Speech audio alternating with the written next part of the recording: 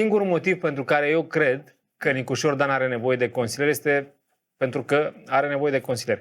O să trebuiască să reflectez, știți că tot timpul trebuie să se decanteze lucrurile. Deci tu spui că nu are nevoie de un consilier. Nu are nevoie. În primul rând că nu ascultă de nimeni. Păi lasă că totuși ascultă de cine l-a făcut președinte. Ăla e pasul 2. A treia este că nu va putea executa mai multe acțiuni simultane. Este foarte limpede. Nicușor Dan nu s-a putut ocupa de guvern pentru că trebuia să meargă în vizită în Moldova, la Cincu, la Odessa și la Vilnius. Nu poți să faci și guvern în același timp.